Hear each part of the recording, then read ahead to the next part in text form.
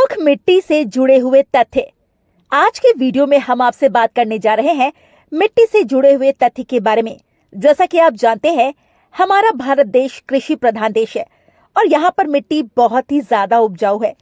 लेकिन मिट्टी से संबंधित बहुत सारे ऐसे तथ्य होते हैं जो अक्सर ही प्रतियोगी परीक्षा में पूछे जाते हैं।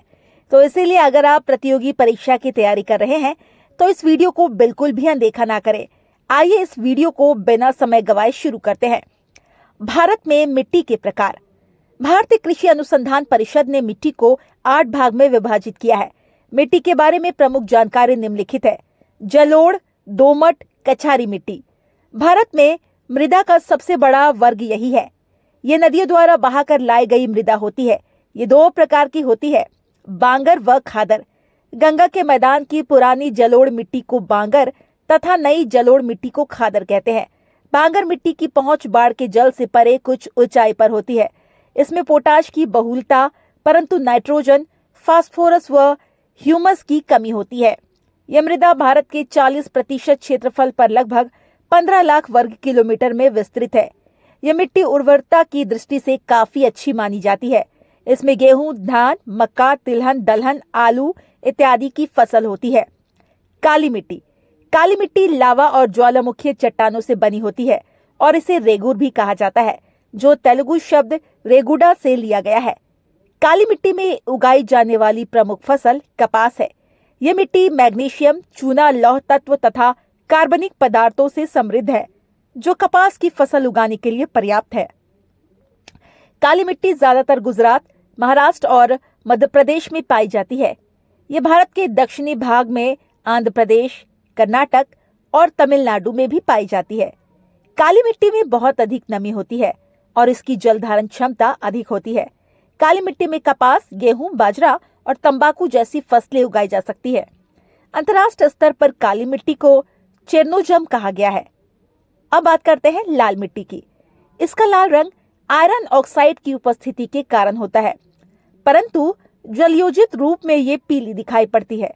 इसका निर्माण जलवायविक परिवर्तन के फलस्वरूप रवेदार एवं कायांतरित के विघटन व नियोजन से होता है। इस मृदा में आयरन व सिलिका की बहुलता पाई जाती है, परंतु नाइट्रोजन, फास्फोरस व ह्यूमस की कमी होती है। यह मृदा प्रायः उर्वरता विहीन बंजर भूमि के रूप में पाई जाती है, परंतु चूने का प्रयोग कर इसकी उर्वरता बढ़ाई जा सकती है।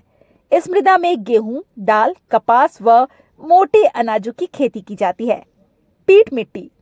आर्द्र जलवायु परिस्थितियों के कारण मिट्टी में कार्बनिक पदार्थों की अधिक संख्या के जमा होने से पीट मिट्टी का निर्माण होता है। मिट्टी में पोटाश और फास्फेट की मात्रा कम होती है। पीट मिट्टी केरल के कुछ जिलों में पाई जाती है, जबकि दलदली मिट्टी तमिलनाडु, बिहार, उत्तरांचल और पश्चिम बंगाल के सुंदरबन के तटीय क्षेत्रों में पाई जाती है। पीट मिट्टी काली होती है और इसमें उच्च अम्लीय सामग्री होती है। इस प्रकार की मिट्टी घुलनशील लवणों की एक प्रयुक्त संख्या का निर्माण करती है और लगभग 10 से 40% कार्बनिक पदार्थों का निर्माण करती है। लवणीय और क्षारीय मिट्टी।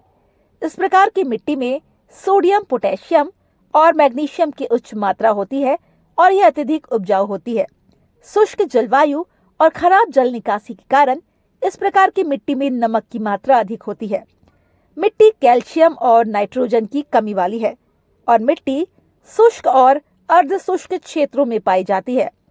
सिंचाई और जल निकासी में सुधार करके और जिप्सम लगाने और नमक प्रतिरोधी फसलों की खेती करके मिट्टी की उर्वरता को फिर से हासिल किया जा सकता है।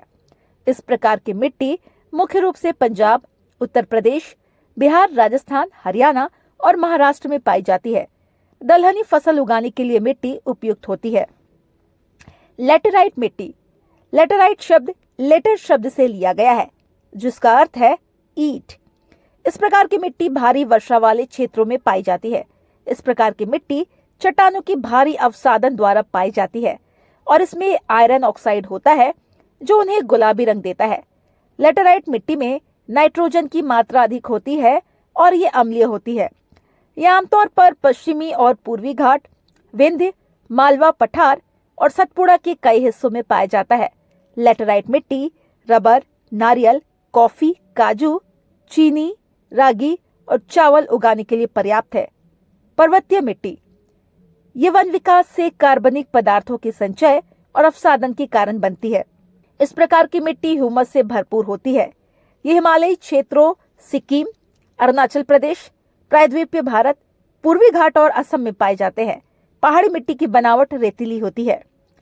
मरुस्थलीय मिट्टी, जैसा कि नाम से पता चलता है, कम वर्षा वाले रेगिस्तानी क्षेत्रों में पाई जाती है। इस प्रकार की मिट्टी में 90 से 95% रेत और 5 से 10% मिट्टी होती है। इसमें फास्फेट की मात्रा अधिक होती है। मरुस्थलीय मिट्टी में जलधारण क्षमता कम होती है और मिट्टी की जल सामग्री वर्षा और सिंचाई से ही पूरी होती है। रेगिस्तानी मिट्टी केवल राजस्थान, गुजरात के कच्छ की रन और हरियाणा और पंजाब के कुछ हिस्सों में पाई जाती है। रेगिस्तानी मिट्टी में उगने वाले कुछ पौधे कैक्टस और झाड़ियां हैं। सुप्त बीज तभी जीवन में आते हैं जब वर्षा में फास्फेट और नाइट्रेट की मात्रा अधिक हो जाती है, जिससे भूमि कुछ समय के लिए उपजाऊ हो जाती है। मृदा मिट्टी से संबंधित महत्वपूर्ण तथ्य। भारतीय मृदाओं में किस सूक्ष्म तत्व की सर्वाधिक कमी पाई जाती है? जस्ता। कौन सी फसल मृदा को नाइट्रोजन से भरपूर कर देती है? मटर। भूमि की उर्वरता बढ़ाने के लिए कौन सी फसल उगाई? उड़द। हिमालय की मिट्टियों में किसका अभाव रहता है? ह्यूमस। पौधों को जल सर्वाधिक किस मिट्टी में मिलता है? चिकनी मिट्टी। किस मिट्टी में जल का आवागमन कम होता है? चिकनी मिट्टी। सामान्य फसलें उगाने के लिए मृदा का पीएच मान कितना होना चाहिए? 6 से 7। अम्लीय मृदा को कृषि योग्य बनाने के लिए किसका प्रयोग किया जाता है? चूना, लाइम। मृदा में खारापन और क्षारीयता की समस्या का हल क्या है? Gypsum, calcium sulphate. भारत में सर्वाधिक क्षारीय क्षेत्र किस राज्य में पाया जाता है? उत्तर प्रदेश। भारत के किस क्षेत्र में मृदा अपरदन की समस्या गंभीर है? शिवालिक पहाड़ियों के पाद क्षेत्र। मृदा की उर्वरा शक्ति में वृद्धि हेतु क्या आवश्यक है? फसल चक्र। और आखिरी में, मृदा अपरदन रोकने का सबसे अच्छा उपाय? वन रोपण। उम्मीद करते हैं आपको हमारा वीडियो पसंद आया होगा। अगर आपने ये वीडियो आखिरी तक देखा है तो बताइए, भारत की मिट्टी को कितने भागों में विभाजित किया गया है? आप अपना उत्तर कमेंट सेक्शन में दे सकते हैं। अगर आप किसी से संबंधित अधिक वीडियो देखना चाहते हैं तो इस वीडियो को लाइक करें और प्लीज चैनल को सब्सक्राइब करके बेल आइकन जरूर दबाएं। और हाँ, इस वीडियो को शेयर करना ना भूलिएगा। धन्यवाद दोस्तों।